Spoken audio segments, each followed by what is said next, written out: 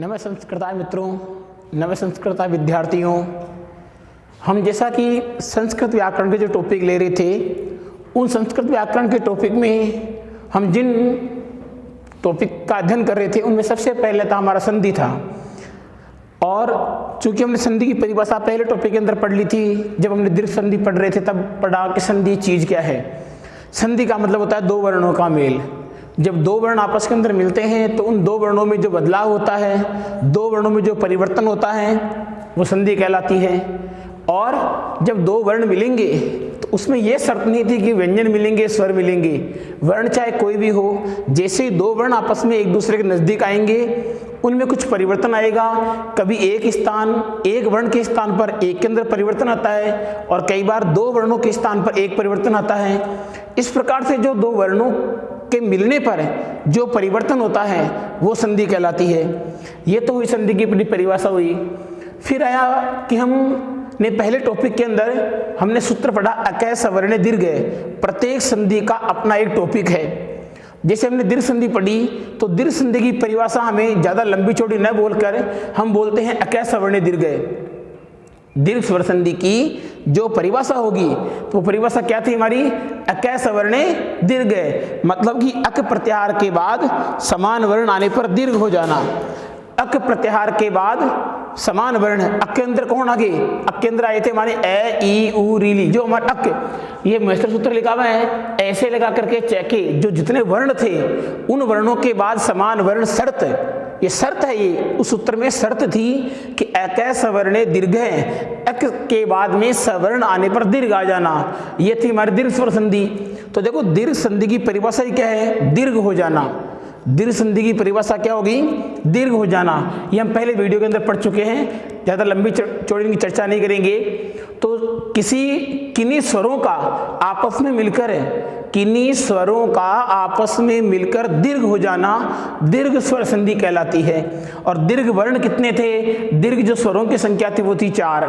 दीर्घ आ था, दीर्घ ई थी, दीर्घ ऊ था, दीर्घ री और दीर्घ, ये 4 वर्ण थे इसमें। दीर्घ आ, दीर्घ ई, दीर्घ ऊ और दीर्घ री, ये 4 वर्ण अगर समान वर्णों को मिलाने पर बन रहे हैं तो जो संधि होगी वो कौन सी होगी? दीर्घ स्वर संधि होगी। इसी प्रकार हम अगला पढ़ रहे थे, वो हमने अगली संधि पढ़ी थी हमने यण संधि। जैसे यण की परिभाषा सीधी निश्चित थी। यण की परिभाषा क्या होती? यण हो जाना। दीर्घ की परिभाषा थी स्वरों को मिलने पर दीर्घ हो जाना, दीर्घ संधि थी। उसी प्रकार यण संधि क्या थी? स्वरों को मिलाने पर यण हो जाना। दो स्वरों को मिलाने पर क्या हो जाना? यण हो जाना, यण संधि थी। और यण में क्या हो रहा था? यण में यण प्रत्याहार हो रहा था। यण प्रत्याहार का मतलब हो गया ये, वे, रे और ल। ये 4 वर्ण यण में हो रहे थे। ये से लगा के न तक जो यण प्रत्याहार है तो उसमें यण है, तो यण हो जाना ही कौन सी संधि थी? यण संधि थी। हमने इसकी परिभाषा पढ़ी है इको यण सी। इक के बाद में अच आने पर यण हो जाना, ये कौन सी संधि थी? यण संधि। मतलब उसके सूत्र में, उस संधि के सूत्र में संधि की परिभाषा निश्चित है, इसलिए परिभाषा रटने की आवश्यकता नहीं है। जो संधि का हम सूत्र याद कर रहे हैं उस संधि को समझने में हम जो सूत्र बोल रहे हैं उस सूत्र के आधार पर उस संधि की परिभाषा हमें बनानी है, न कि हमें रटी रटाई या लिखी लिखाई परिभाषा याद करनी है। सूत्र लिखा है हमने, उसकी परिभाषा हम बनाएंगे, हम जो काम करेंगे में याद रहेगा। तो इक के बाद में अच आने पर यण हो जाना क्या था? यण स्वर संधि था। फिर हमने गुण संधि पढ़ा, तो गुण संधि में क्या हो रहा था? गुण हो रहा था। जैसा कि नाम में उसका क्या है? गुण संधि। तो उसमें क्या हो रहा था? गुण। और गुण स्वर कितने थे? 3। ए हो जाना या ए हो जाना या ओ हो जाना। ए ह्रस्व ए और ए और ओ, ये गुण वर्ण थे। तो गुण वर्णों की संख्या थी 3। तो स्वरों को मिलाने पर गुण हो जाना ही गुण स्वर संधि थी। इसी प्रकार हमने आगे पढ़ा वृद्धि संधि। तो स्वरों को मिलाने पर वृद्धि हो जाना, स्वरों को मिलाने पर वृद्धि हो जाना। संधि कौन सी थी? वृद्धि स्वर संधि। अब वृद्धि वर्ण कितने थे? जो वृद्धि वर्णों की संख्या थी वो 3। जिस प्रकार गुण वर्णों की संख्या थी 3, उसी प्रकार वृद्धि वर्णों की संख्या कितनी है? 3। वृद्धि वर्ण कौन कौन से थे? दीर्घ आ, फिर ऐ और फिर औ। ये 3 वर्ण किन्हीं 2 स्वरों को मिलाने पर इन 3 में से कोई एक वर्ण बनता, वृद्धि संधि थी। तो दो स्वरों को मिलाने पर दीर्घ हो जाना दीर्घ संधि, दो स्वरों को मिलाने पर यण हो जाना यण संधि थी, दो स्वरों को मिलाने पर गुण हो जाना वो गुण स्वर संधि थी, दो स्वरों के नजदीक आने पर वृद्धि हो जाना वृद्धि संधि थी। इसी प्रकार दो स्वरों को मिलाने पर क्या हो जाना, दो स्वरों को मिलाने पर क्या हो जाना, अयादी, क्या हो जाना, अयादी हो जाना।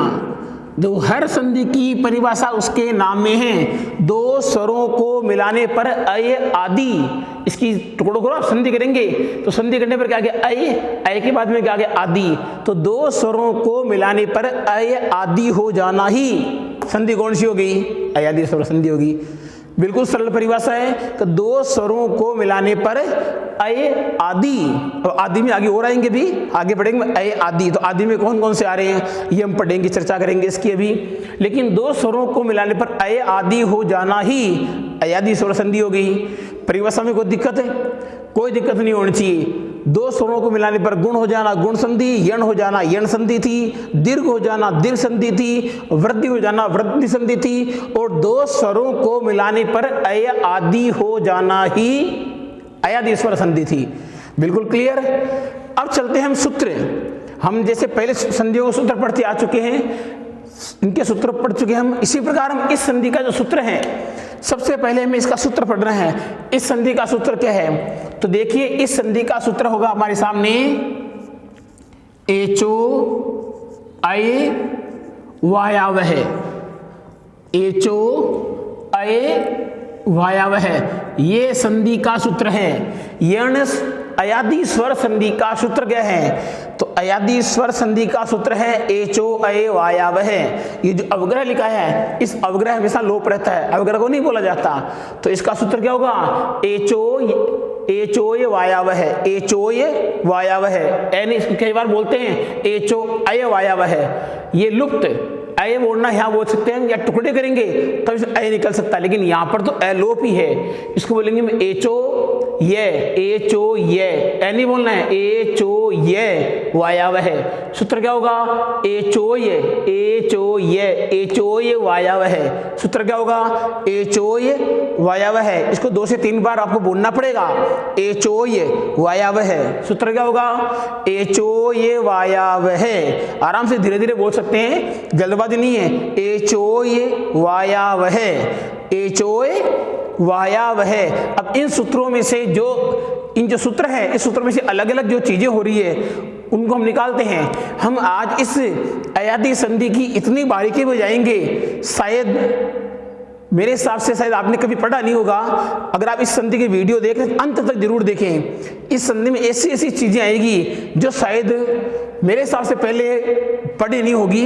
बिल्कुल इस संधि का ऑपरेशन करके, इसका अंग अंग करके आपके सामने यहाँ प्रस्तुत कर दिया जाएगा। फिर देखिए संधि किस प्रकार बनती है, इस संधि का ऑपरेशन किस प्रकार हम बोर्ड पे करते हैं। देखिए कि एचो अय वायावह से हम जो चीजें निकालेंगे वो चीजें कौन कौन सी है। हमने निकाला इसमें से क्या निकाला, देखो हमने एच, क्या निकाला हमने इसमें से एच निकाल दिया। एच में वैसे अलग करेंगे तो एच आ गया। एच के बाद देख जैसे हमने ये करते उत्व संधि बन गई, उत्व के अनुसार हमने से क्या लिया, एच है। ये क्या हो गया, ए बोलते हैं इसको। ए में से हमने क्या लिया है, ये ले लिया। ये कौन सा लेंगे हम, ये लेंगे हलंत, अर्धमात्रिक। अर्धमात्रिक जब ले लिया तो यहाँ पर क्या बच गया, ए, क्योंकि इसमें मात्रा किसकी है, इस ये में अगर हम ए की मात्रा करेंगे तो ये बनेगा। तो यहाँ पर मात्रा कौन सी बच गई, ए की मात्रा बच गई। ए की मात्रा बचती हम यहाँ क्या ले रहे हैं, ये ए ले लिया, इसमें से हमने वह लिया है। वह लेते ही यहाँ पर जो वा था, ये वा का जो गति हुई है, वा की जो संगति हुई है वो किससे हुई थी, यहाँ पर आ से हुई थी। तो हम आ को हम यहाँ ले सकते हैं। जैसे हमने आ को यहाँ ले लिया तो यहाँ पर इसमें से हमने क्या लिया है, ये ले लिया। ये लेते हैं, फिर इसकी संगति किससे हुई थी, आ से, तो यहाँ हमने क्या ले लिया, आओ। इस प्रकार है जो संधि के हमारे अलग अलग पार्ट हैं। तो ये एचओ बन गया, तो एच से प्रत्याहार कौन सा हो गया, एच। अब देखिए ये एक तो हमें इसमें प्रत्याहार प्राप्त हो गया, एच प्रत्याहार। अब एच प्रत्याहार आने पर, क्योंकि इसमें सप्तमी विभक्ति आई नहीं है, तो बाद में क्या आएगा, इसमें कुछ दिया हुआ नहीं है। जैसे हमने पढ़ा है अक सवर्णे दीर्घ है, तो सवर्णे में सप्तमी विभक्ति थी। सवर्णे में सप्तमी विभक्ति का मतलब होता है बाद में आने पर। हमने अगली संधि पढ़ी थी, अगला पाठ पढ़ा था, वो अगले पाठ के अंदर था इको यणची। अगली संधि में क्या था? इको यणची। यणची में अच्छी में सप्तमी विभक्ति थी। इको यणची में सप्तमी विभक्ति कहाँ थी? अच्छी। अच प्रत्याहार में सप्तमी थी और सप्तमी का मतलब होता है बाद में आने पर, जो कि इसमें अभी तक सप्तमी कहीं आई नहीं है, अभी तक ये आया है। तो ये तो इतना तो निश्चित हो गया, एच प्रत्याहार पहले आएगा, लेकिन बाद में क्या आएगा इसका अभी तक कोई अता पता नहीं है। लेकिन एच प्रत्याहार पहले आएगा, इसके बाद में क्या आएगा पता नहीं है, और बनेगा क्या? अय, अव, आय, आव। इन चारों में से कोई एक बनेगा तो संधि कौन सी होगी? अयादि संधि होगी। संधि कौन सी होगी? अयादि। अब चूंकि हमने पहले संधियों के अंदर पढ़ा है और हम पढ़ रहे हैं कि हमारे इस सूत्र में किसी चीज की कमी है, तो हम पहले वाले सूत्र से उधार ले सकते हैं। अनुवृत्ति जिसे हम बोलते हैं अनुवृत्ति। तो इस सूत्र में हमें किस चीज की आवश्यकता है? इस सूत्र में हमें आवश्यकता है बाद वाले पद की, कि एच तो आ गया, लेकिन एच के बाद में क्या आने पर ये बनेंगे। तो हमने एक संधि पढ़ी थी और वो संधि थी इको यणची। ध्यान से देखना है, संधि कौन सी थी? वो इको यणची। तो इको यणची से हम क्या लेके आएंगे? अच्छी लेके आएंगे। क्या लेके आएंगे? अच्छी। और अच्छी में कौन सी विभक्ति है? सप्तमी। जगत में जगती, भवत में भवती, राजन में राज्ञी, इसी प्रकार मनस में मनसी, तो अच्छ में अच्छी। जगत तकारांत शब्द है। जगत शब्द कौन सा है? तकारांत। तो जगत की सप्तमी कौन सी? हम पढ़ चुके हैं जगत शब्द पहले। तो जगत की सप्तमी कौन सी होगी? जगती। भवत की सप्तमी कौन सी होगी? भवती। मनस शब्द की सप्तमी कौन सी होगी? मनसी। तो अच चूंकि चकारांत शब्द है, तो अच शब्द की सप्तमी एक वचन क्या होगा? अच्छी। तो अच्छी का मतलब अच्छी में कौन सी विभक्ति हो गई? अच्छी के अंदर विभक्ति हो गई सप्तमी। अच्छी में कौन सी विभक्ति है? सप्तमी। और सप्तमी का मतलब हम शुरू से पहले सूत्र से पढ़ते आ चुके हैं कि जिस सूत्र में सप्तमी आ रही है वो पद कब आएगा? बाद में। बाद में का मतलब परवर्ण। पहला हो गया पूर्व, अगला हो गया पर। तो पर में कौन आ रहा है? अच्छी। तो पूर्व में कौन आ रहा है? अच्छ। तो एच के बाद एच आ गया, तो एच के बाद में अच्छी आने पर ये बनेंगे। अब इस सूत्र को हम ढंग से बिल्कुल सही क्रम में इसको जमा लेते हैं। देखिए इसकी एक परिभाषा और है, तो हम पढ़ेंगे पहले चीज, लेकिन इसको हम पहले इसको सूत्र को ध्यान से देख लेते हैं। तो ये हमने ले लिया एच। ये हमने क्या ले लिया? एच। एच में क्या क्या चीजें आ रही हैं वो हम यहां समझेंगे। तो देखो एच, ये हम समझ रहे हैं एच। एच के बाद में कौन आ गया इधर? एच के बाद आ गया अच प्रत्याहार। कौन सा प्रत्याहार आ गया इधर? एच के बाद प्रत्याहार आ गया आपके अच प्रत्याहार आ गया। अच प्रत्याहार के बाद में जो चीज बनेगी वो इधर आएगी, और बनेगी किसी क्रम से? इसी क्रम पे। ये 1 नंबर पर है, ये 2 नंबर, ये 3 नंबर, ये 4, इसी क्रम में बनेगा। तो एच प्रत्याहार में देखिए हमने महसूर सूत्र पहले लिख दिया ताकि टाइम ज्यादा खराब नहीं हो। तो एच प्रत्याहार में ए से लगा करके चेतक। एच प्रत्याहार में क्या आता है? ए से लगा करके चेतक। जितने स्वर वर्ण आ रहे हैं वो एच में आएंगे। तो देखिए आप एच में कौन कौन सा प्रत्याहार आ रहा है? एक में प्रत्याहार नंबर 3 एओंग और अयोच, 2 प्रत्याहार, 2 जो महसूर सूत्र हैं इनसे मिलकर के बना है एच। पहला कौन सा है? ए ओंग, और दूसरा था इसमें आई, औ और चे। ये ए से लगाकर चेतक जो प्रत्याहार बना था वो एच प्रत्याहार था। अब इसमें जिनके हलंत वर्ण, अर्धमात्रिक वर्ण है वो किसी काम नहीं आते, तो ये किसी काम नहीं आएंगे। तो ये जब किसी काम नहीं आएंगे तो देखिए एच में क्या बच गया। जब ये काम ही नहीं आने वाले हैं तो देखिए एच में क्या बच गया? ए ओ आई औ, ये बच गए हमारे पास में एच में। अब हम कह सकते हैं कि एच में क्या चीजें होती है, आराम से समझ चुके होंगे। भाई एच में ए ओ आई औ होते हैं। कहां से आए? महेश्वर सूत्र से आए। कैसे आए? कितने सूत्रों से आए? 2 महेश्वर सूत्रों से लेकर के एओंग और एओस से लेकर के हमारे पास में क्या चीज आई है? ए ओ आई और औ। इनको हम यहां लिखते क्रम से, इसी क्रम से। अगर इनका क्रम गड़बड़ा गया तो संधि बिल्कुल ही गलत हो जाएगी। इसी क्रम में लेना इनको, क्योंकि बिल्कुल जो सूत्र बनाया गया है महेश्वर सूत्र उस जमाने से बनाया हुआ जब पाणिनि थे, और पाणिनि ने सूत्र बहुत ही वैज्ञानिक तरीके से, साइंटिफिक तरीके से इस सूत्र को बनाया है। तो देखिए पहले क्या आ रहा है ए, फिर क्या आ रहा है ओ, फिर क्या आ रहा है आई और फिर क्या आ रहा है औ। ये चार चीजें हमने हिंदी के अंदर आज तक पढ़ा है ए आई ओ औ, लेकिन हम गड़बड़ हमने थोड़ी वहां कर दी थी गड़बड़। ये यहाँ गड़बड़ नहीं है, यहाँ हर चीज नियम से बनी है, जो गड़बड़ हुई थी वो वही हो गई। वैसे नियम से आता यही है, सूत्र में लिखा ही है, हमारे संस्कृत के संविधान में लिखा है कि ए के बाद में ओ आएगा, ए के बाद में ओ आएगा, ओ के बाद में आई आएगा, आई के बाद में औ आएगा। हमने हिंदी में यही पढ़ा आज तक ए आई ओ औ, जबकि सही क्रम इसका ये होगा ए के बाद में ओ आएगा, ओ के बाद में आई के बाद में औ, इसी क्रम में आएगा। हमने क्रम चेंज नहीं किया। अच्छे के अंदर हम दीर्घ संधि से पढ़ चुके आते हैं। अकै सवर्ण दीर्घ में हम स्वर संधि जब हमने पढ़ी कि स्वर संधि का दूसरा नाम अच संधि है। वो अच नाम कैसे हुआ?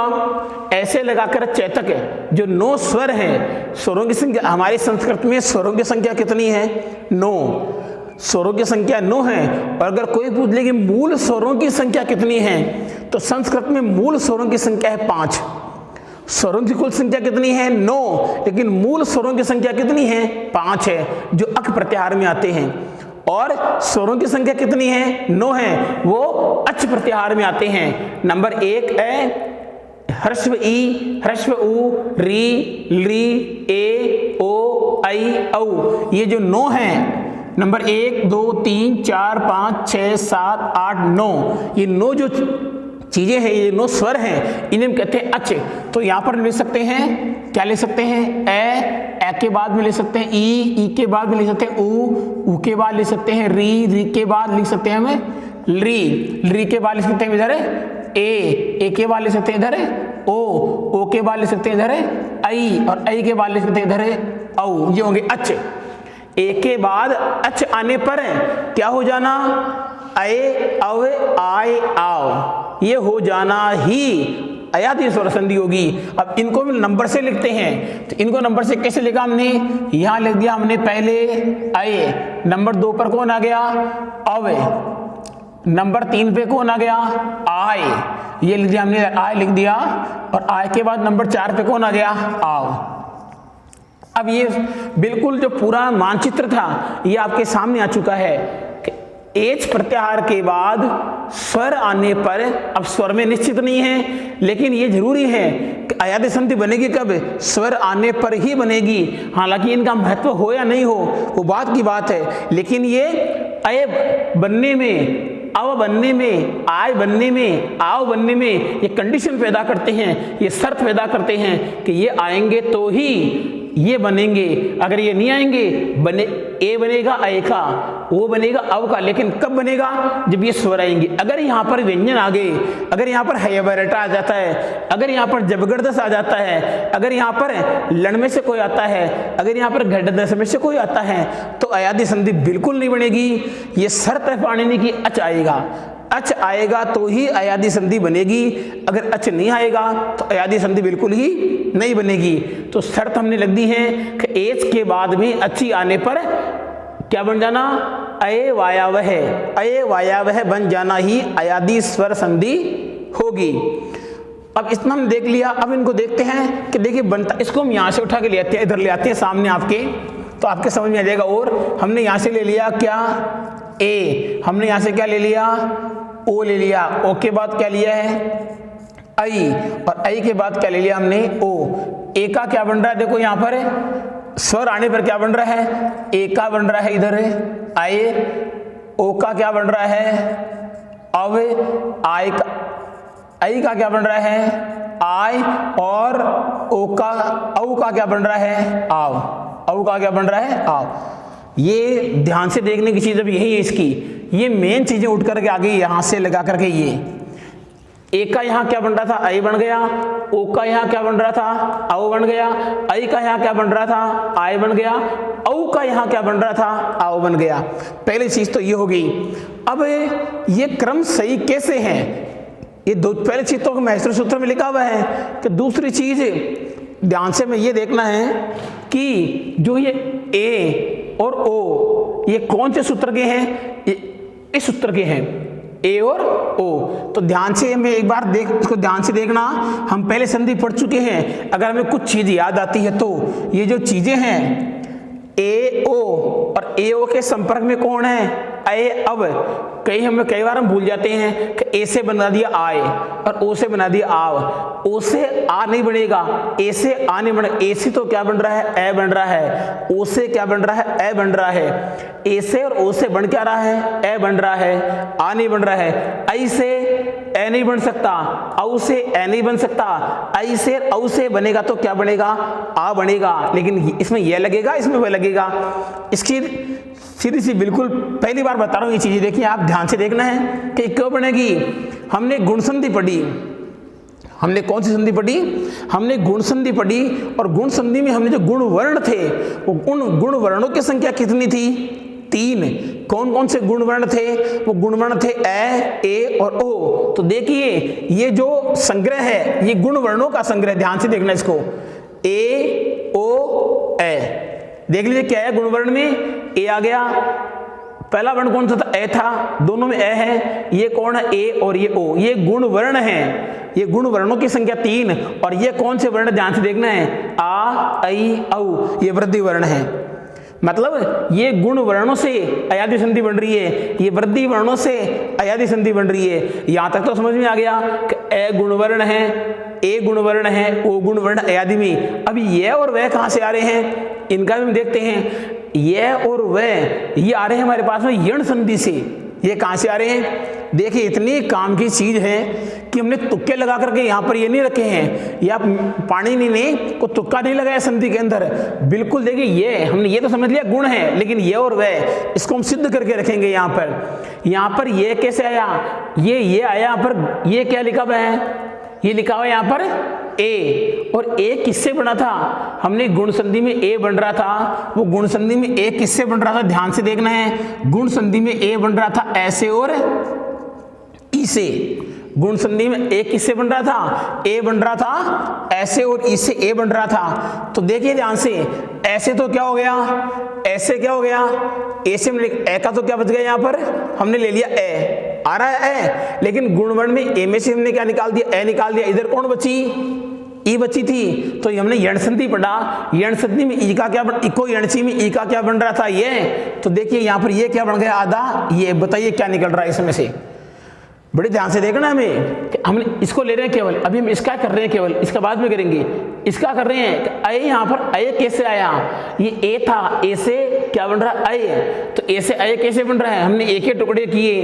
तो ए के टुकड़े करने पर क्या होता है, रमेश, रमेश में रमा निकल गया, हम सुरेश, सुरेश में सुर निकल गया, ए निकला है। तो ए और ई मिला करके ए बना था वहां पर। तो हमने ए में से ई में, दोनों में से, तो ए में से हमने क्या ले लिया, ए तो आ गया, कोई दिक्कत नहीं है। अब यहाँ पर ई कहाँ गई, तो ई का यण संधि में क्या बन रहा था, ये बन रहा था। हमें याद है इको यणसी में यवरल है, तो ई को इको यणसी में क्या था, ई ऊ रील री, ऊपर ऊपर कौन था, ई था। इधर ऊपर ऊपर कौन था, यवरल में कौन था, ये था। तो ई का क्या बन रहा था, ये बन गया, ये अर्धमात्रिक बना है। यण संधि में अर्धमात्रिक बन रहा था, यहाँ पर भी अर्धमात्रिक बन रहा है। तो यहाँ पर ये क्या गया, अय। कोई समस्या नहीं होनी चाहिए। अब देखिए ये वह इतनी लंबी चौड़ी संधि, हम इतना ही कह देते हैं, ए के बाद में वो आने पर ये बन जाता, ए से ऐ बन जाएगा, ओ से ओ बन जाएगा। इसके 3-4 उदाहरण लिखा दिए हमने, चैनम नयनम पावक भवनम हवनम, चलो संधि पूरी हो गई। लेकिन संधि समझना है, संधि समझने की चीज है। यदि एक बार में समझ में आ जाए फिर चीज नहीं है, इसको 2-3 बार देखना पड़ेगा तब समझ में आएगी।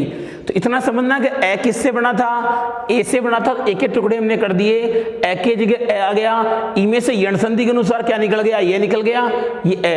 अब कहां से आया है, इस अव का देखो। अव का देखने के लिए हम देखते हैं अव चीज कहां से ही है। अव में ये ओ कहां से बना था, तो देखिए ओ को टुकड़े करते हैं हमें, तो ओ बना था आपके ए और उ से। हमने ए और उ मिलाया तब क्या बना था, ओ बना था। तो ओ बना था, इसमें से ये तो कौन आ गया, ए तो आ गया, बिल्कुल सही है। तो चलो ए तो आ गया, ए का काम तो बिल्कुल सही। अब ये वह कहां से आ रहा है, वो यण संधि याद कीजिए। ई उ तो ई का बन रहा था, ये तो उ का बन रहा था, वह ये इसमें ऊ में से कौन निकल गया वह, और कैसा निकल के आएगा अर्धमात्रिक। तो ये दोनों मिला के क्या हो गया अव, ये आ रहा ओ से अव, ये ओ से देखो क्या आ गया अव, ये आ गया ओ से अव आ गया। कोई समस्या नहीं होनी चाहिए पहली चीज। तो ये तो कौन हो गए, इन्हें बोलते हैं गुण वर्ण। ये क्या हो गए गुण वर्ण। इनमें क्या आ गया, इनमें आ गया वृद्धि वर्ण, आई से आय हो गया। अब आई वहां कैसे बन रही थी, आई बन रही थी वृद्धि संधि के अनुसार आई बन रही थी। आई से हमने क्या निकाला आ निकाल दिया। और आई कैसे बन रही थी, आई बन रही थी ऐसे और ऐसे। आई किससे बन रही थी, ऐसे और ऐसे बन रही थी। तो आई बनने के लिए यहां पर देखो आ से मान लो ऐसे मान लो, तो वृद्धि हो रही थी। क्या हो रही थी वृद्धि, तो ए की वृद्धि क्या होना था, ए की वृद्धि होना था आ। हमेशा हम वृद्धि संधि पर सुख प्रीता पढ़ रहे थे, तो सुख में सुखारते दुख में दुखारते था। ए की वृद्धि आ हो रही थी तो आ तो बन गया। अब इधर जब ए और आ गया तो इसमें से कौन रह गया था, ई रह गया था अभी, तो ई के अनुसार यहाँ क्या बच गया वही ये। और इसी प्रकार ओ में से देखिए ओ बन जाएगा तो ओ में वही बात ओ आ जाएगा, तो वो की वो चीज इसमें आने वाली है। तो औ की जगह भी क्या हो जाएगा ओ से, तो वृद्धि इधर आ गया दोनों आगे, ऐसे बन गया आ इधर, और यण संधि के अनुसार इसमें ई में से क्या निकल गया वापस ये निकल गया था। आव का आप देखेंगे भाई आव कैसे बना है, तो आव प्राप्त करने के लिए हम देखेंगे ये क्या लिखा है औ। औ से क्या बन रहा है आव, औ से क्या बन रहा है आव। तो औ के अगर हम टुकड़े करेंगे तो औ के टुकड़े क्या होंगे, औ के टुकड़े होने पर हो गए हमारे पास में हो गया ए और ओ। क्या हो गया ए और औ का हमने से कर लिया वृद्धि कर दी, तो हमारे पास में बनना था ओ। पहले चीज तो क्या हो गया, इधर तो आ गया ए और आ रहा था, इधर कौन हो रहा था ओ हो रहा था। तो देखिए ओ से ये औ यहाँ हो रहा, पहले हो रहा है अब तो हो रहा है, इसका हमने क्या कर दिया अब। अब ओ से देखो यहाँ क्या हो रहा है अब, हमने ये ले लिया ओ से अब, और ये कौन आ रहा है ए, तो ए और ए मिलके क्या हो गया आ हो गया। ये हमने इधर कौन ले लिया वह, तो ये तो हो गया ए और ए आ हो गया, ये इधर वाला वह ले लिया। इतनी लंबी चौड़ी से किसी भी किताब में नहीं मिलेगी जो हमने बता दिया कि औ से आव कैसे आ रहा है।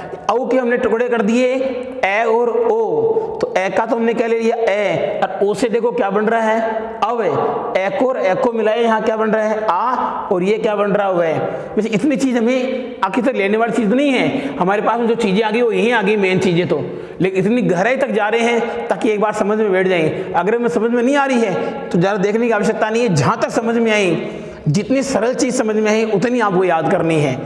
तो कुल मिलाकर के ये देख लो कि अब क्या करना है।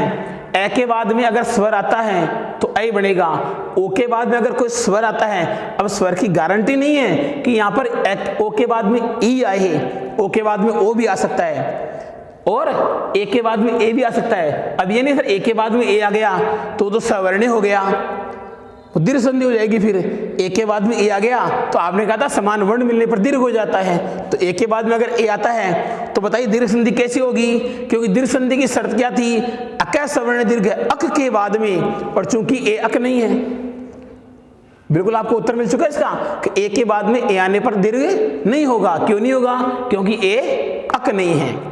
चलो आगे देखते हैं हम इसका उदाहरण इसका ले लेते हैं। अब एक चीज और बता देता हूं मैं, इसमें से ये आ रहा है और इसमें ये आ रहा है, जिन दोनों में ये आ रहा है इन दोनों को बोलते हैं हम यांतादेश। क्या बोलते हैं, इनको बोलते हैं यांतादेश। और जिनके अंत में वह आ रहा है इन दोनों में, इनको हम बोलते हैं वांतादेश। क्या बोलते हैं, वांत है जिनके अंत में, वह है जिनके अंत में, यह है जिनके अंत में, यह आदेश हो रहा है जिनके अंत में, और वह अंत आदेश, वह अंत में जिनके आदेश हो रहा है वो होता है वांतादेश, और ए जिनके अंत में हो रहा है वो है यांतादेश। तो वह है अंत में जिनके वो वांतादेश, और यह है अंत में जिनके वो यांतादेश। इस संधि का नाम यह भी है यांता वांतादेश संधि भी हो सकती है, इसका नाम अयादि संधि का नाम यांता वांतादेश संधि भी हो सकती है। और अयादि संधि का एक नाम और है अयवायवह संधि। क्या नाम इसका, अयवायवह संधि भी। अयवायवह संधि कौन संधि का नाम है, अयादि संधि का नाम है। जैसे हम कहते हैं ना अच संधि का मतलब क्या होता है, स्वर संधि।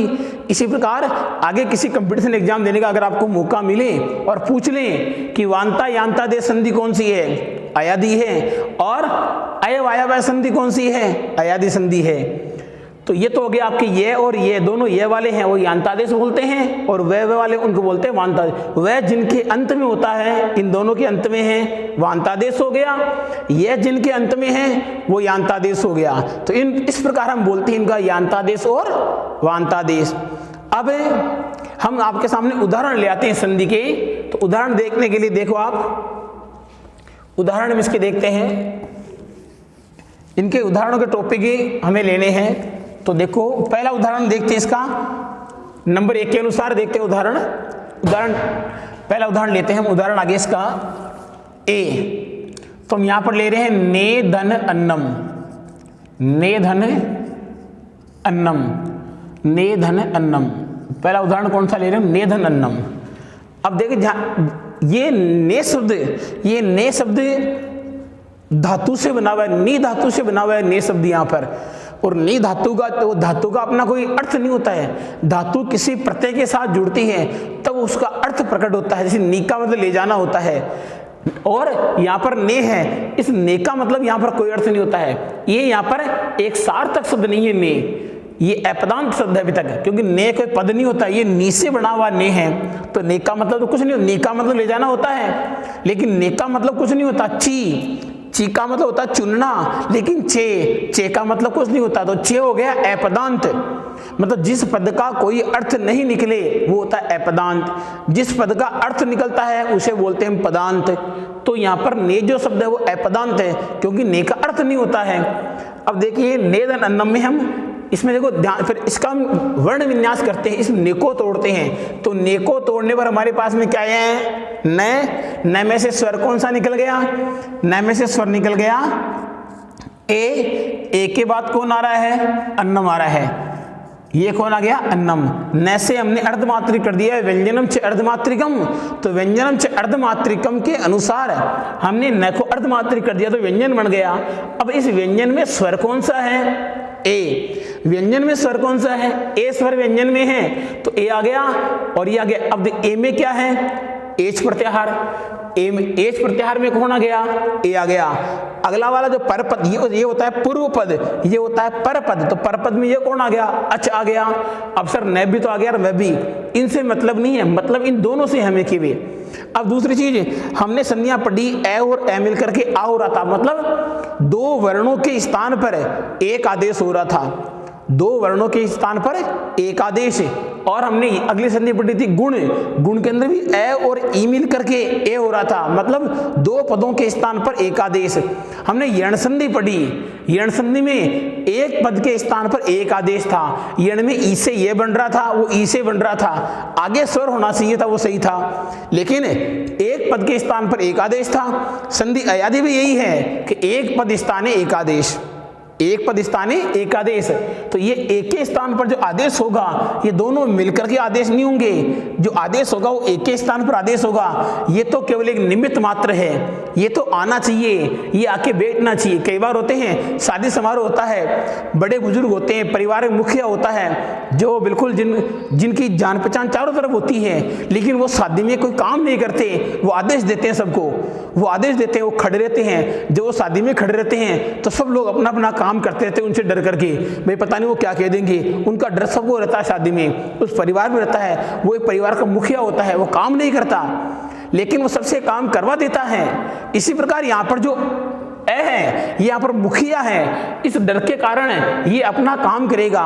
एक ही कोई भूमिका नहीं है, एक ही लाके खड़ा रहना है, इतना ही काम है, खड़ा रहना काम है। लेकिन काम करने वाले बाकी छोटे मोटे बच्चे होते हैं हमारे जैसे, वो काम करते रहते हैं। लेकिन जो बड़े बुजुर्ग होते हैं, बड़ा मुखिया होता है, जिसकी पूरी जिम्मेदारी शादी की होती है, वो केवल खड़ा रहता है।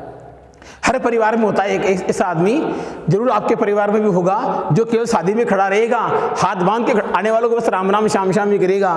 तो ये राम राम श्याम श्याम करने वाला है, काम कुछ भी नहीं करेगा, किसी को कोई पुरस्कार ही नहीं करेगा, बस आने वालों से हाथ मिलाएगा, इतना ही काम इसका है। जो काम करना है इसको करना है।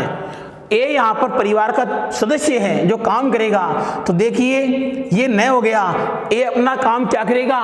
ए अपना काम करेगा ए क्या काम करेगा? ऐ लाने का काम करेगा। एक पद स्थाने एकादेश, तो एक के स्थान पर यहां पर कौन आ गया? एक के स्थान पर यहां गया ऐ। कोई दिक्कत नहीं है। जो मुखिया जी थे कोई भूमिका नहीं निभा रहे थे, केवल अगर यहाँ पर ये खड़े नहीं रहेंगे तो ये अपना काम नहीं करेगा। अगर यहाँ पर अच खड़ा नहीं रहेगा, अच के अंदर कौन आ गया, नो स्वर है, नो स्वरों में से अगर यहाँ पर कोई स्वर खड़ा नहीं रहेगा तो ये काम नहीं करेगा। ये भी काम छोड़ के भाग जाएगा, ये भी टीवी देखेगा, ये भी क्रिकेट का मैच देखेगा। ये किसके डर से काम कर रहा है, ये एक काम कर रहा है अच के डर से। अगर यहाँ पर अच नहीं होगा तो ये काम नहीं करेगा। जैसे ए यहाँ से भाग जाएगा तो ये भी यहाँ से भाग जाएगा। तो ये दोनों, अगर यहाँ से ये भाग गया, अगर यहाँ से ए भाग गया तो ये संधि नहीं बनने वाली है। इस संधि को बनने के रहने के लिए इसका यहाँ खड़ा रहना आवश्यक है, तब ये ए महोदय काम करेंगे। तो ए ने अपना काम कर दिया ए। अब नीचे आ जाओ वापस, ए आते यहाँ पर कौन आ गया, अन्नम। कौन आ गया, अन्नम आ गया। तो हमने क्या ले लिया, नैको अक्षर से वामतः गति, अक्षर अपने आगे की तरफ गति करते हैं तो नए गति किसके पास में करेगा, ए के पास में। नए अर्धमात्रिक था, न को कौन मिल गया, स्वर है। तो जैसे न को स्वर मिल जाएगा तो न की भी समाज में इज्जत निश्चित हो जाएगी। अभी न की कोई इज्जत नहीं है, इज्जत इन महोदय की है। तो इन महोदय को इज्जत कराने के लिए इससे दोस्ती करनी ही होगी। और जैसे न की दोस्ती ए के साथ होगी तो क्या बनेगा, न बनेगा। क्या बनेगा, न बन गया। ये जाएगा ए के पास में तो ये की संपर्क किससे हो गया, ये से। आगे न, तो दोनों मिलकर क्या हो गया, ये आगे न पूरा है और मैं पूरा हुई। इस प्रकार ये संधि क्या बन गई, नयनम। संधि क्या बनी है, नयनम। तो देखो ए में से क्या निकल गया, अय, ए ओ आई औ, ए ओ आई। इसको 4-5 बार बोलना है हमें, नहीं ये बोलेंगे हम ए आई ओ औ, क्योंकि हिंदी वाले हमें बहुत ज़्यादा हमें याद है, क्योंकि हमने आज तक ये चीज़ रटी है। हमें ये चीज़ बोलना है, ए ओ आई औ, ए ओ आई औ, ए ओ आई औ, ए आई अव आव। क्या बनेगा, ए आई अव आव। क्या बनेगा, पहले आए फिर आए, आए आए, आए आए, अब आव, अब आव। तो अब किससे बन गया, ओ से। आव किससे बन गया, औ से। आय किससे बन गया, आई से। और आय किससे बन गया, ए से। आव किससे बना, औ से। आय किससे बना, आय ए से। आय किससे बना, आई से। और अब किससे बना, ओ से। तो यहां पर संधि क्या होगी, नयनम। अब नयनम देखो क्या है, इसमें क्या दीर्घ संधि बन सकती है, दीर्घ संधि बन सकती है। इसमें कुछ दीर्घ नहीं है, दीर्घ संधि नहीं बन सकती। क्या इसमें यण संधि कई बार होता है तो बना देते हैं, सर हमें तोड़ने में समस्या हो रही है। हालांकि बात सही है, तोड़ने में समस्या कहीं भी होती है, क्योंकि उनको सार्थ शब्दों का पता नहीं है। क्या तो हमने इसमें यण संधि हो सकती है, यण में यह बनता है, लेकिन यह बनता हो क्या होता है, आधा होता है। तो यण की नियम निश्चित थी, तो यण संधि इसके अनुसार नहीं बन सकती। अगर यण बनाएंगे तो ये को अगर हम किससे बनाएंगे, ई से, तो ई से जुड़ेगी तो ये तो आधा बच जाएगा, आगे कोई स्वर ही नहीं इसके पास में बनने के लिए। तो यण संधि नहीं बन सकती, गुण संधि नहीं बन सकती, ये वृद्धि भी नहीं है। संधि बच्ची को संधि बची अयादि, क्योंकि नय है, नय में कौन आ गया, आय है। नय में कौन आ गया, आय। अगला उदाहरण समझते, इसी का उदाहरण समझते हैं। नयनम के बाद अगर मान लो यहां लिख देते हैं हमें नयनम, नयनम से अगर मान लिख दिया हम चे, तो वो चीज है, कोई दिक्कत ही नहीं है। चे से ले वापस आप, चे से क्या बन गया, चे से अलग अलग करेंगे तो चे से बन गया, चे अर्धमात्रिक बन गया। चे अर्धमात्रिक, इधर कौन आ गया, ए आ गया। ए के बाद इधर कौन आ गया, ए न में आ गया, कोई दिक्कत ही नहीं है। चे का रह गया चे, ए से कौन बन गया, अय। ए से कौन बन गया, अय बन गया, ये हमने ले लिया अय। आगे जो मालिक थे नीचे आगे, ए न में, ये अन्नम बन गया। चे मिलेगा, ए में तो क्या बन रहा है, चे। ये जाएगा, ए में तो क्या बन रहा है, ये। न का न और मैं का मैं। इस प्रकार संधि क्या हो जाएगी, ये चयनम।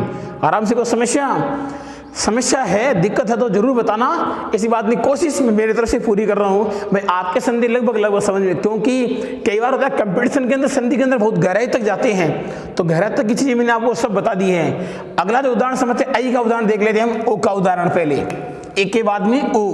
तो ओ का उदाहरण समझने के लिए देखिए आप, ये आ गया इधर हो के बाद इधर आ गया अन्नम। हो के बाद में क्या आ गया अन्नम। ध्यान से देखना, हो शब्द हो का कोई अर्थ नहीं है। जब कोई अर्थ नहीं है इसका मतलब अपदांत। जब कोई अर्थ, क्योंकि अभी एक संधि और आएगी जहां पर भी इधर ए आ रहा है, जहां पर भी इधर भी ओ आ रहा है और इधर ए आ रहा है। ए और ओ की संधि भी आगे पढ़ेंगे हम। इधर ए और ओ आ रहा है, इधर ए आ रहा है, इसमें इधर ए और ओ आ रहा है, इधर ए आ रहा है। संधि टकराएगी नहीं। पाणिनि का नियम कभी नहीं टकरा था। कोई इसके अंदर अपवाद नहीं है, सब कुछ वो तथ्य है, सार्थक सत्य, हर चीज सही डालेगी ये। हो अपदांत है। अन्नम में कौन आ गया? अच्छा आ गया। ये तो हो में कौन सा स्वर है जो है के टुकड़े करेंगे? तो है के टुकड़े करने पर है में से कौन निकल गया है? ओ निकल गया। ओ निकल गया, इधर कौन आ गया? इधर आ गया अन्नम। इधर कौन आ गया? अन्नम आ गया। तो देखिए ओ क्या है? अच्छे ओ के बाद में कौन आ गया? स्वर है। ये आना जरूरी था। तो ओ से क्या बन रहा है? अव। तो लिखिए है से बन गया है। ओ से कौन निकल गया? ओ से निकल गया अव। अव के बाद में इधर कौन आ गया? अव के बाद में आ गया इधर अन्नम। कोई दिक्कत नहीं है, आगे हम कर सकते हैं आराम से। है जाएगा एक के पास में तो है बनेगा, वह जाएगा एक के पास में वह पूरा बनेगा। न का न और मैं का मैं। हवनम संधि क्या होगी? हवनम। अब बताइए हवनम में हे आएगा या हो आएगा? अगर हे आता तो हे नम बनता, हो आ गया तो हवनम। क्या बनेगा? हवनम। यह हम कर सकते हैं भो धन अन्नम। तो इससे क्या बनेगा? भव। ये भव बन गया, आगे नम है ये, तो ये क्या बन जाएगा? भवनम। भो धन अन्नम क्या बनेगा? भवनम। पो धन अन्नम तो क्या बनेगा? पवनम। तो पवनम की संधि क्या होगी? पो धन अन्नम। भवनम की संधि क्या होगी? भो धन अन्नम। इस प्रकार के बहुत सारे उदाहरण हैं। गोधन ईश है। देखिए इसी का उदाहरण लेते हैं हम अन्नम के अन्नम की बता रहे हैं, सर भी अन्नम के अन्नम की बता रहे हैं, दूसरी कोई ले नहीं रहे हैं। चलो ठीक है, चलो एक ये देख लेते हैं हम। गोधन ईसा है तो गो से हमने क्या निकाल लिया? गय। तो गय निकालते स्वर कौन सा बच गया इसमें? इसमें स्वर बच गया आपके सामने ओ के बाद में इधर कौन आ गया? ई बड़ा और से। देखिए एच आ गया। एच के बाद में ये वो आदमी है जिसका शादी में आकर के सब कुछ संभालना था। काम कुछ नहीं करेगा, काम करेगा ये कब? इसके साथ मिलकर, लेकिन इसका बनेगा कुछ ही नहीं, ये निमित्त मात्र है। तो गो का इधर है रह गया गए। अब देखिए ओ से क्या बन रहा था? अव। तो इस ओ से क्या बनेगा? अव। ये बन गया अव, ये ले लिया हमने अव। अव के बाद इधर कौन रह गया था? ईस है। गय का जाएगा एक के पास में तो क्या बन गया? गय। वह जाएगा ई के पास में, ये व्यंजनम। व्यंजनम से अर्धमात्रिकम। व्यंजन किसके पास में जाएगा? ई के पास में। तो जैसे ही व्यंजन जाएगा स्वर के पास में तो स्वर उस व्यंजन को अपना जैसा बना देगा और बना देगा दीर्घ, तो ये बन जाएगा दीर्घ। आगे स है। इस प्रकार संधि क्या बन जाएगी? गविश है। अब गविश में से आप गो निकालोगे या गौ निकालोगे या गे निकालोगे या गई निकालोगे? गव। गौ के अंदर अब आ चुका है, तो अपनी सीधी सी बात है गोधन ईश है। संधि क्या बनेगी?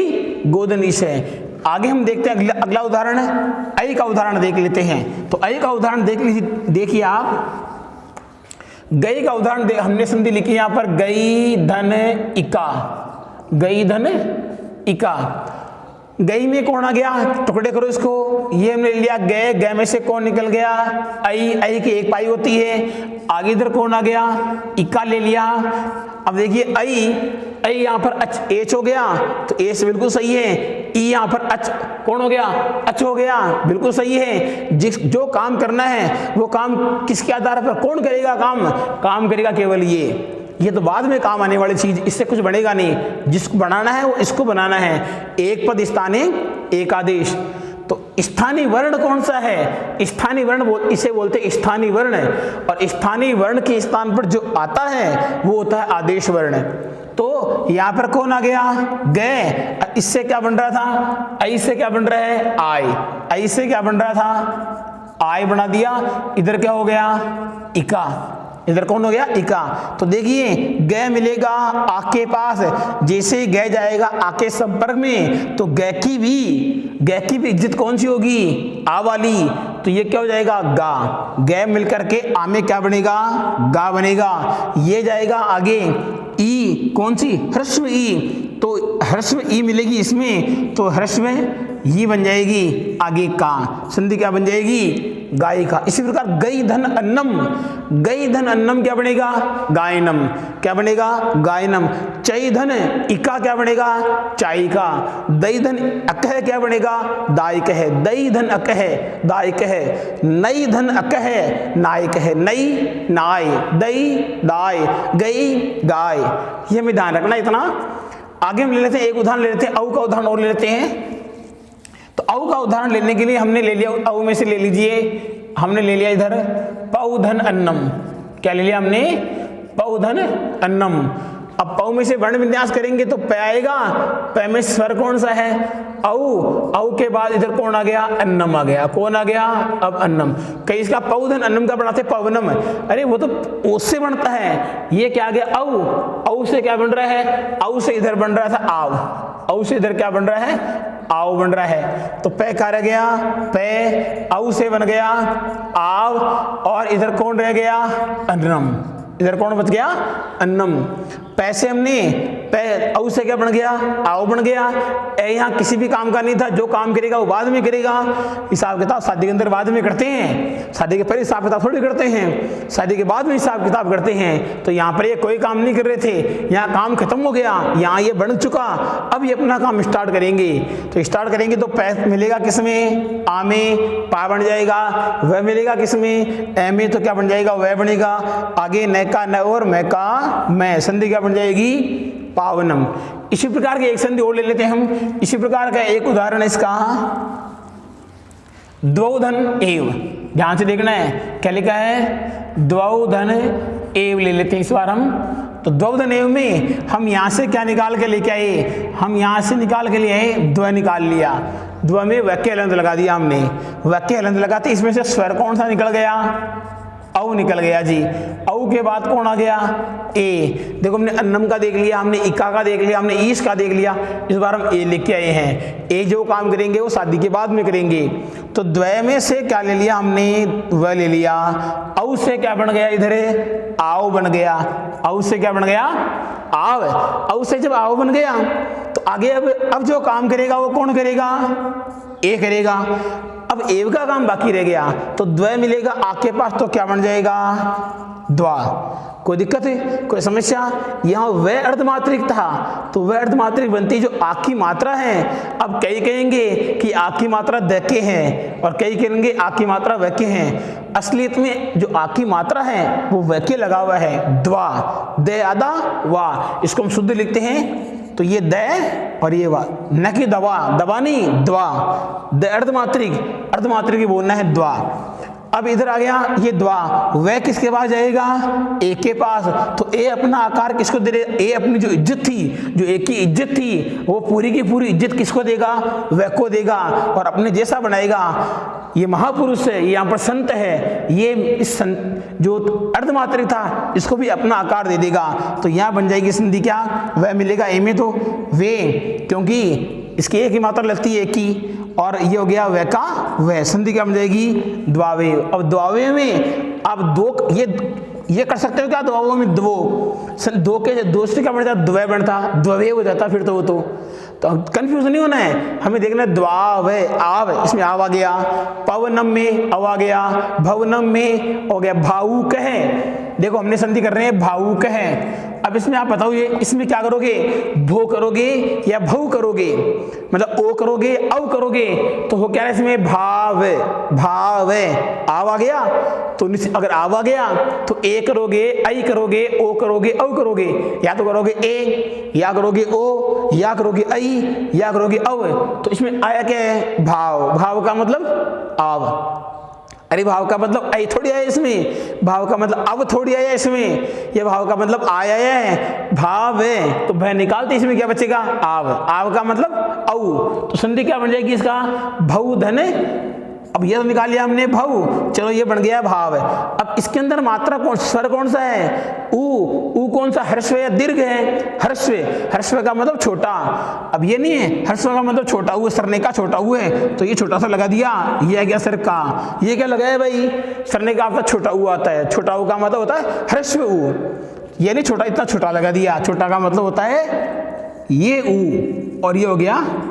अब देख क्या हो गया, उका, यहाँ उक है तो हम यहाँ क्या लगाएंगे, जो यहाँ अगर यहाँ पर विसर्ग लगा हुआ नहीं है और आप संधि में ये करके आ रहे हो, वैसा अपने यहाँ पर तो इस संधि में क्या नंबर आएगा 0। आप लिख दिया भो धन उक है अयादि स्वर संधि और हमने कर दिया आपके नंबर 0। सर ये भी कोई बात होती है या इसमें आधा नंबर तो आना ही चाहिए था, आपने पूरा नंबर काट दिया तो नंबर पूरा ही कटेगा, इसमें आधा कैसे कटेगा है। और आपने पेड़ लगा रहे हो, एक पेड़ लाए आप, पेड़ कर 5000 का पेड़ लेके आ गए और 5000 पेड़ ला करके उसमें बरसात में लगा दिया, उसकी जड़ें पहले काट दी और तना लगा रहे हो। फिर इसमें कम से कम कुछ तो फल लगने चाहिए थे, इसमें कुछ 5000 का पेड़ था तो वैसा इसमें जड़ें तो काट ही दी। जब जड़ें काट दी तो पेड़ इसमें फल कहाँ से लगेंगे। तो अगर यहाँ विसर्ग कर दिया तो विसर्ग करने का मतलब सीधा सीधा है नंबर 0। अगर यहाँ विसर्ग होता तो यहाँ विसर्ग करते, यहाँ विसर्ग नहीं है तो आप विसर्ग नहीं करना है। इसलिए हमें विसर्गों का ध्यान रखना है, अगर यहाँ विसर्ग है तो फिर यहाँ पर विसर्ग करना है। तो संधि क्या हो जाएगी, बहुधन उक हो जाएगी। तो इस प्रकार जो अयादी संधि थी, एक चीज मैं आपको और बताऊं, अगर कंपटीशन की तैयारी करनी है जब अयादी संधि हम पढ़ते हैं तो अयादी पढ़ती यहाँ पर लिखी होती है एक चीज, इसके पास में और लिख देते हैं हम, वो होता है 6 1 और 78 78 लिखा होता है, 6 1 78। इस 6 1 78 का मतलब जब अयादी संधि पढ़ते हैं तो ऊपर ऊपर हमें यह भी लिखना चाहिए। आप संधि में पढ़ेंगे आगे हम यह चीज, ये इसका मतलब होता है कि 6 1 78 का मतलब कोई सन है, कोई क्या, किसी का जन्मदिन है, किसी का, ये न तो किसी का बर्थडे है न किसी का। और यहाँ पर 6 का मतलब होता है अष्टाध्यायी जो संधि ली गई है। ये संधि कहाँ से ली गई है, ये संधि ली गई है 6 का मतलब होता है अष्टाध्यायी। कौन सी चीज है, अष्टाध्यायी जो ग्रंथ है उस अष्टाध्यायी का 6वां अध्याय है। 6ठे अध्याय में अयादी संधि मिलेगी, अष्टाध्यायी के 6ठे अध्याय में अयादी संधि मिलेगी। आप अष्टाध्यायी पूरा ग्रंथ है जो पाणिनि का ग्रंथ है, जो अपने संस्कृत का ग्रंथ है, वो अष्टाध्यायी ग्रंथ है और अष्टाध्यायी ग्रंथ के 6ठे अध्याय में अयादी स्वर संधि मिलेगी। अष्टाध्यायी के 6ठे ग्रंथ में अयादी स्वर संधि मिलेगी। कई बार कंपटीशन पूछ लेते हैं हम कि अयादी स्वर संधि अष्टाध्यायी के कौन से अध्याय में है। 8 अध्याय हैं पूरे, तो 6ठे अध्याय में अयादी संधि मिलेगी। दूसरी एक तो अष्टाध्यायी में कितने पाद, 8 पाद हैं, तो ये कौन से पाद में, देखो पहले अष्टाध्यायी का पहला पाद है, ये अष्टाध्यायी का पहला पाद है। तो अष्टाध्यायी का कौन सा पाद, पहला पाद। 78 क्या है, 78वां सूत्र। अयादी संधि कौन से सूत्र में, अयादी संधि 78वें सूत्र में 78 है। तो ये हो गया 6ठा अध्याय हो गया, ये हो गया पहला पाद हो गया, ये 78वां सूत्र है। अष्टाध्यायी का 6ठा अध्याय पहला पाद है और 78वां सूत्र है, वहां से ये संधि ली गई है। इस प्रकार बंधुओं ये संधि अयादी स्वर संधि पूरी हो चुकी है। कहीं कोई समस्या कहीं हो, ये संधि कैसी लगी कैसी नहीं लगी, मेरे पास में इतने कोई आते नहीं है मैसेज, या तो शायद हो सकता देखते नहीं हो, या हो सकता इससे बढ़िया संधि आपको कहीं और मिली हो, खैर वो दिक्कत नहीं है। लेकिन जैसी भी संधि हो इस पर आप कमेंट तो कम से कम जरूर मारो, संधि आपके समझ में आई है कि नहीं आई है। अगर मान लो कम आ रही है तो हम कोशिश करेंगे कि अगली संधि वापस इससे और बढ़िया समझाने की कोशिश करें। वैसे कोशिश तो इतनी कर दी गई है, इसका एक एक अंग मैंने बता दिया, लास्ट में कौन सी चीज़ कहाँ से आ रही है, कौन सी शायद किसी किताब में मिलेगी नहीं मेरे हिसाब से ये चीज़ें। ये यांता आदेश है, ये अव कैसे बना, ये एक आय कैसे बना, ये अव भी लास्ट में यहाँ पर जो अव आया था हमने देखा, अव हमने गुण संधि से बनाया था, यण संधि से अव बना था। ये चीज़ें किसी भी किताब में नहीं मिलेगी, अगर कहीं मिले तो मुझे ज़रूर बताइएगा, मेरे हिसाब से नहीं मिलेगी। तो इस प्रकार अयादी संधि हमारी कंप्लीट पूरी होती है। नमस्कार मित्रों, नमस्ते।